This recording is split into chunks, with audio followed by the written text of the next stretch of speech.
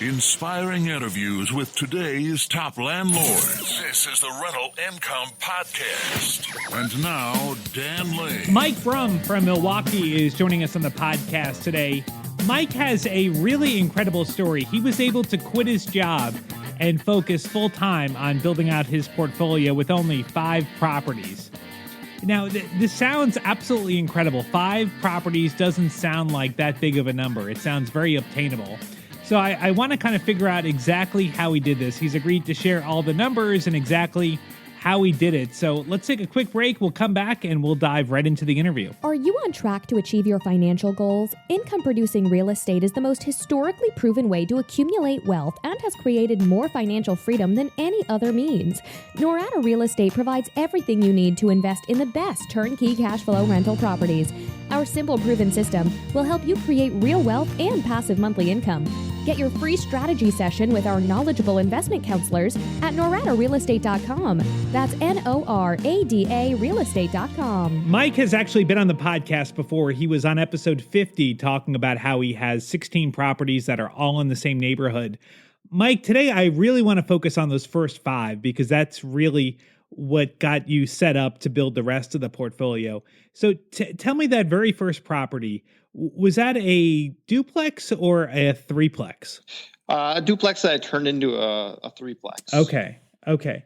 Now, did the property need a lot of work? It didn't need a lot of work, but I decided to gut the whole thing and make a lot of work for myself. My real estate agent was very surprised because I wasn't really looking for a house that I was going to gut. Mm-hmm. But there's some problems, and I just kind of decided that I'm going to gut it and make it really nice. Okay, and that's what I decided to do. Oh, how much did you pay for that property? $91,000. Okay, and then how much was your rehab job? About $60,000. Okay, so you were all in around $150,000. Yeah. All right. Now, so a duplex to a threeplex. Were you living there? I was. After about 4 months of me working there, I moved up into my attic of that house where it was completely unfinished, very rustic living. And then while I was living up there, I was working on the floors below me. Okay. You got the place totally fixed up. You got it rented out. Now, were you able to cover your mortgage and make a profit with that one? Yes. Okay. How did you finance the property? Well, I bought it in 2006, the time where the banks were giving loans to everybody. Mm-hmm. So I got a pretty good loan, and I didn't have to put much money down. Okay. But I paid for the mortgage with with the job that I had.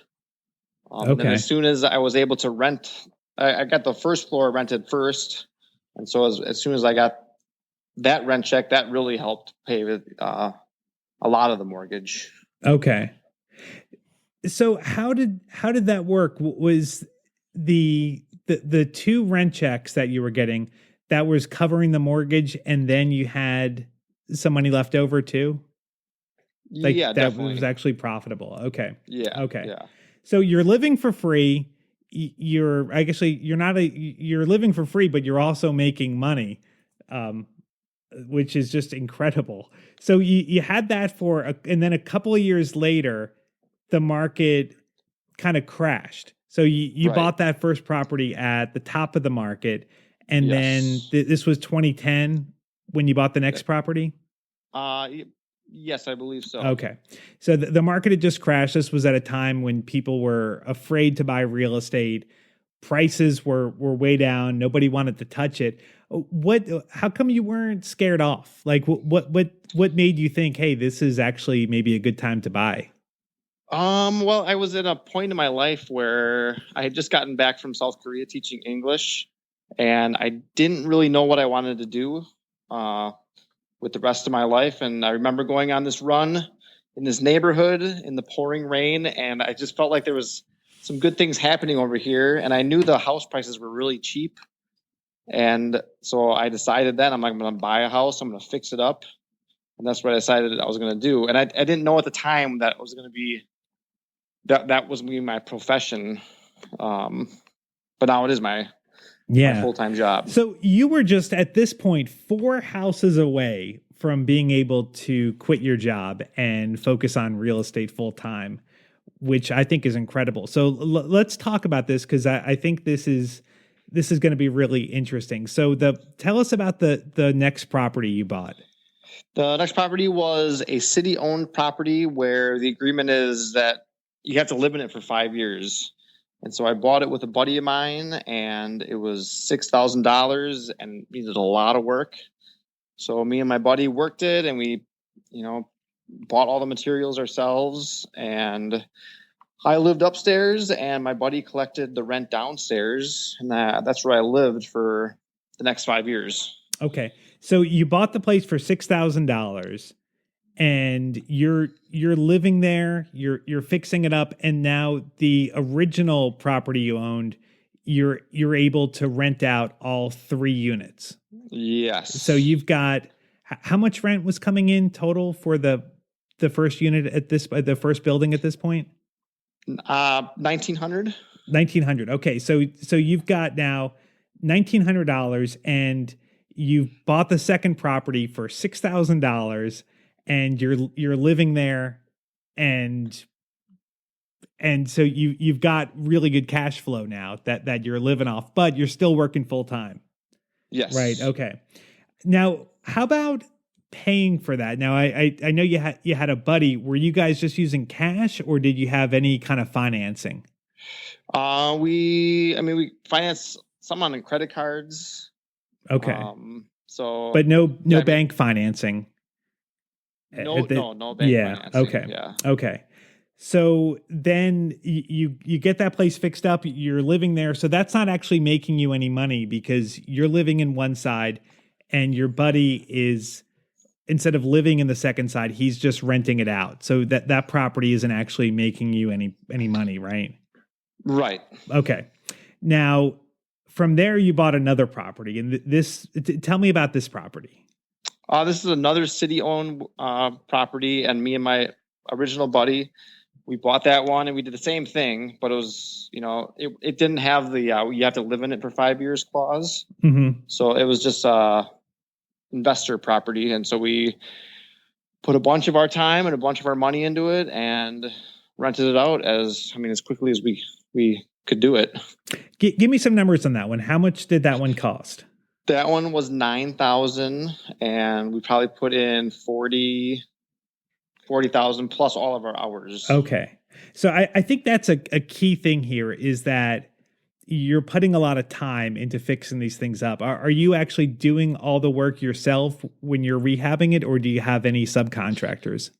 95% of it we did ourselves. Okay. And now you're working full time at this point. Are you just going after work and on the weekends to get everything done? Yeah. Any free time. We both kept track of our hours. A lot of times we work together, but not. He was working full time too. So yeah, we were kind of scrambling just to try to get it done as fast as we could. Okay. So we know, the faster you get it done, the faster those rents come in, and then And was this a duplex as well? Yeah, duplex. Okay, duplex. So you're all in at about $50,000 for the purchase and the rehab. And how much was that rented out for total for both sides? $1,450. $1,450. Okay, awesome. So you've got $1,450 and no real mortgage on the house. So just some credit card debt, because that's how you were just buying stuff on the credit card, right? Right. Okay. That's awesome. Okay. So now, as far as your rental income, you've got the first triplex, you've got this property. So now you've got 5 units that are generating money off of 2 properties, but 5 units. And you're still working full time, and you wanted to keep going. You were looking to quit that job. So you found another property. Tell us about property number 4. That was a single family, and again, I bought it with my buddy, and that was $4,500. And we That one took a little bit longer to do because we were experimenting with some city funding programs that really didn't work out. But we put around $30,000 into it, plus all of our time, and it's rented for $875. Okay. Now these prices are just really incredible. I mean, buying a house for $4,500, $9,000. Like, what kind of condition are these houses in? They're in really rough condition. Okay. So yeah. So you're doing just a total gut job on the house, right? Almost, yeah. A lot of, I mean, not total, but it's a lot of,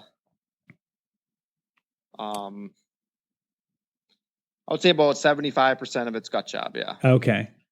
And still you're not using any contractors at this point. This is your time, just putting a lot of effort into it. You're running to Home Depot, putting stuff on the credit card, putting all the work in. How long was it taking you from the time you bought a property until you had it ready to be rented out?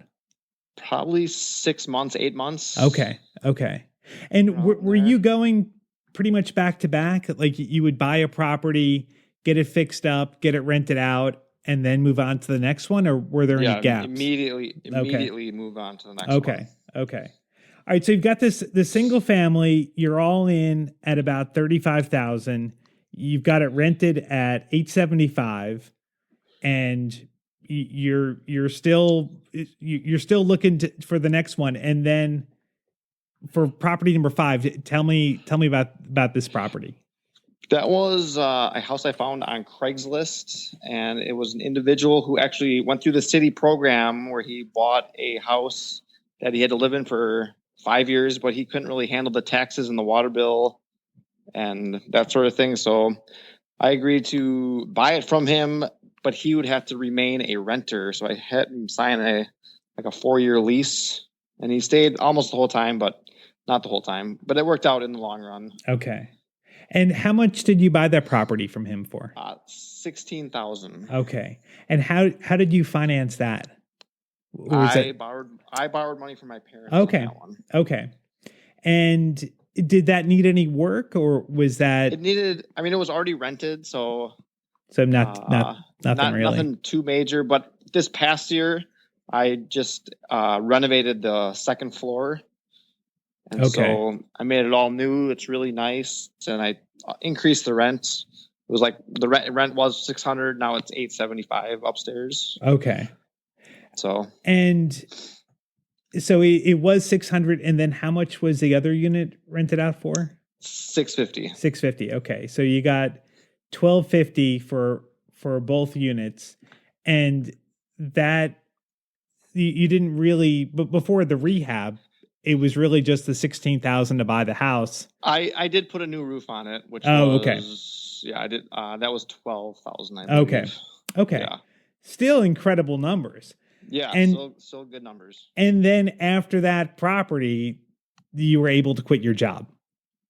Yeah, that's when I decided not to teach anymore, and then I really got moving because I had all this free time. I didn't have the responsibilities of being a teacher anymore, so I was right. You could do rehabs faster.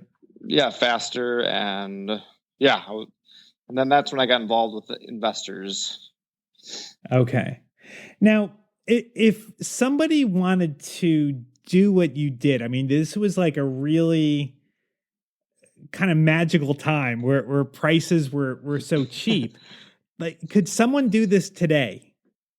Or was this just a once in a lifetime kind of opportunity you had? I still see good deals out there.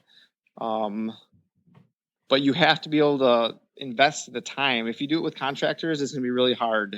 Unless you have lots of money. Right. And more expensive. I mean, you were doing this work all yourself. So you were, putting your time into it, which was taking longer, but it was saving you a ton of money to not pay the contractor. So say for one of these jobs, like you, let me look at my notes here. So for one of these jobs, like you spent $40,000. If you were to hire a contractor, how much do you think you would have spent?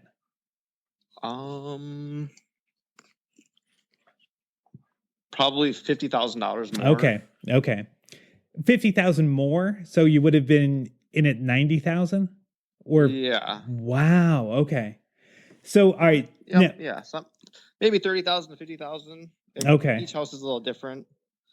All right. So if we're talking about some of the keys to be able to do this, the first thing is you found really good deals. You found really cheap houses that needed a lot of work that really nobody else wanted. There was probably a lot of other investors that would have been afraid of these properties. Yeah, the city they're always tearing houses down, like, tearing them down because some of them should be torn down, and I'm sure if we didn't buy them, they would have gotten torn down, but we kind of saved them. And right.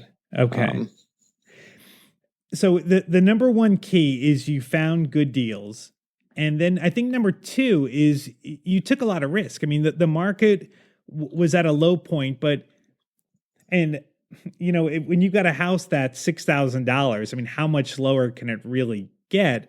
But at some point, I don't know, like at some point were these houses maybe even like with the amount of money that you were putting in it, would you even be able to sell it for that price for what you had into the house?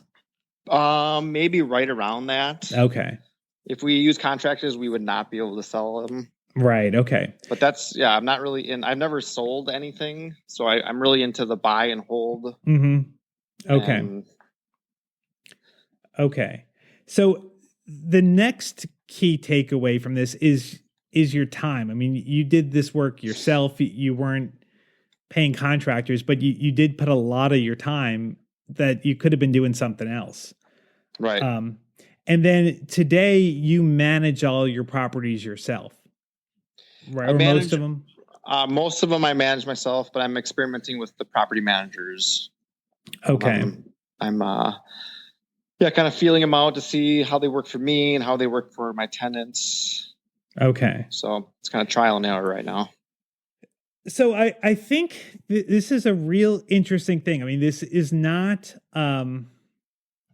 it takes a lot of time. You've got really just incredible cash flow off these properties, but it took you a lot of time. And I think a lot of people just want to click on a computer and buy something and not have to put a lot of time. But you got out there, you got your hands dirty, and you put a lot of effort into it. And I think that that you're definitely getting rewarded for today. I think that's really awesome. Is there any other advice that you would give to someone that maybe wants to do what you've done? Well, sometimes if you really want to get in the real estate world, like I was mentioning before, like some of the houses I have bought, they're home run deals, and they pay for themselves in 3 years. And then there's other houses that are like singles or doubles, and it might take 7 or 8 years, but they're still. I always think that it's a great investment, regardless. And if you really want to get into the game, just that first one is going to be the hardest one to buy. Yeah. I have some buddies that they're very interested in what I'm doing, and they're kind of sitting me down and want to learn how to do what I'm doing. And they're all kind of stuck in analysis paralysis where they know what I do, they know what they have to do, but pulling the trigger is a whole nother skill in itself, I feel like. It is. And I feel like it gets easier. That first deal is really hard, but I feel like the more you do, the easier it gets. Oh, for sure. Yeah. It's buying a house that, you're not really sure what you're getting, and it's scary. But my comfort level in buying houses is, much greater these days. So are you still, did you just keep doing the same strategy that you're buying these houses that are almost ready to be torn down and you're doing major rehabs? Is that kind of your strategy today? Not so much today. I don't look for the house that's in really, really rough shape. So some of the houses, I can get for 30 or 40 that needs some work, not the humongous work that I was doing. And so now I have a little bit more, cash on hand to maybe buy a little bit better of a house. Right. Okay. But yeah, I still love buying houses that I think are on sale. Yeah. That's the key. I think you got to get a house on sale. You got to get a really good deal. But it was a good point you brought up a minute ago about that not every deal has to be a home run. That, I mean, you can hit singles and doubles all day and still do really well. So if you hit singles every year, you're still gonna get runs in the long run. Right.